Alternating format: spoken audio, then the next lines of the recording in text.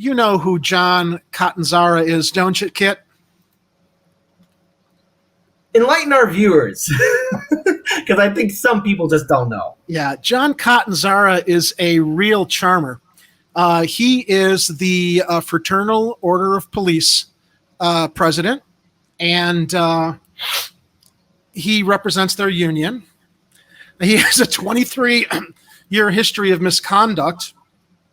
In his 23 years with the CPD, Catanzara managed to rack up 50 complaints from a mixture of complaints filed by everyday people and his fellow officers and superiors within the CPD. In 2007, he managed to rack up 7 complaints within a single year. In 2008, in 2 separate cases within the same year, Catanzara managed to save his job as the CPD sought to terminate his employment. Instead, the weak Chicago Police Board both times found him guilty of some of the charges, but reduced the discipline for Catanzara from termination to a suspension of 20 days in each case. Now, why do we bring this guy up tonight? Because apparently he feels that Lightfoot's a new vaccine mandate for law enforcement and the Chicago Police Department here in Chicago is like marching people into the gas chambers in Nazi Germany. I am going to quote from what Catanzara was screaming, I guess, on social media this week. He said that in regards to, well, let me go into the article really quickly, what's happening, what he's complaining about. She forges ahead with the October 15th vaccine mandate for city employees despite opposition from all 4 police unions. Catanzara says, this has literally lit a bomb underneath the membership. We're in America, God damn it. We don't want to be forced to do anything, period. This ain't effing Nazi Germany. And what surprises me is like what an aversion to authority Catanzara has regarding this when normally, you know, he's very authoritative about everything else that I guess CPD is supposed to get away with. I don't think he understands what it was really like in Nazi Germany to liken this situation with expecting our law enforcement officers to get vaccinated for everybody's safety, including their own. This is every officer in uniform that's not in an exempt rank. This is literally a little bomb underneath the membership. They're more enraged in this than they were even in the contract. And what are they going to do when 4,000 or 5,000 coppers say, screw you, I'm staying home. You're not making me get this effing vaccination. Don't pay me. That's fine. We'll see you in court. We're in America, goddammit. We don't want to be forced to do anything, period. This ain't Nazi effing Germany where they say step into the effing showers. That's the pills won't hurt you. What the F, he said. Nobody knows what the long-term side effects could possibly be. Nobody and anybody who says they do are full of shit. Taking a vaccination that is shown to protect lives is like stepping into a gas chamber. And my mom tells me to clean up my language. That was the Fraternal Order of Police president, Mom. Wow. This guy's out of his mind. I mean, clearly, when you've got, I mean, and this represents everything that's wrong that we wish would be righted with Chicago Police Department leadership. I don't know how this guy has been allowed for so long to represent the good officers in the Chicago Police Department this way. His comments led to the Jewish caucus calling for his resignation. And this comes to us from Skokie Patch, reporter Jonah Meadows. The Illinois Legislative Jewish Caucus responds to the Fraternal Order of Police President's comparison of vaccine mandates to Nazi Germany.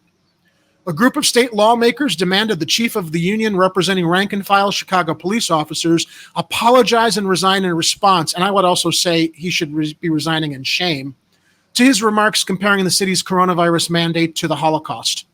After Mayor Lori Lightfoot announced this week that all city employees must be fully vaccinated against COVID-19 by October 15th, Fraternal Order of Police Lodge 7 President John Catanzara told the Chicago Sun-Times that officers of all ranks were united against the mandate. I don't have to repeat his potty mouth. On Friday, the 15-member Illinois Legislative Jewish Caucus issued a statement responding to his remarks. It described vaccine mandates as a vital public health instrument, especially in the case of government employees who interact with the public. But the comparison of vaccine mandates to the Nazi genocide is despicable. While we don't need to belabor the distinctions between poison gas and an FDA-mandated and approved vaccine, it bears saying, vaccines are safe, they save lives, and the Holocaust is an unimaginable tragedy that happened to our people, not a flippant metaphor for the airing of ignorant, petty, aggrieved opinions, the group said. Catanzara has shown once and for all that his voice does not belong in civil discourse. The statement continued, we call upon him to resign immediately and to issue an apology for his intolerant and intolerable remarks to Jews everywhere.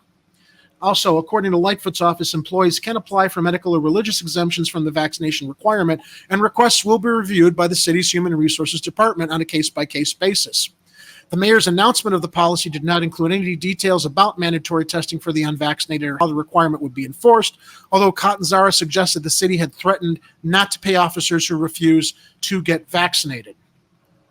Fellow officers elected Catanzara in May of 2020 with 55% of the vote in a runoff election over incumbent Kevin Graham. He has since faced multiple disciplinary proceedings before the Chicago Police Department, and 2 superintendents have so far been unsuccessful in their efforts to fire him.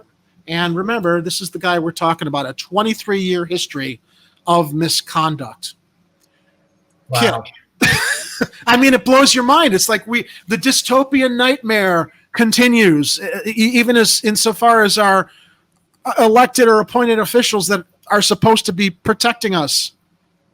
You know, I don't know what else I could really say that hasn't been said already, but, you know, this whole thing with this virus, who knows how long it's going to last, but these kind of analogies that, again, I'm still angry at YouTube, but, you know, that we're seeing a lot of people use are pretty offensive. And, you know, sadly, this is somebody who's been an officer for quite some time and, you know, with a long track record of doing controversial things, you would think by now, long gone. But again, this goes again to show just how corrupt our city truly is, or how inept a lot of our leaders are.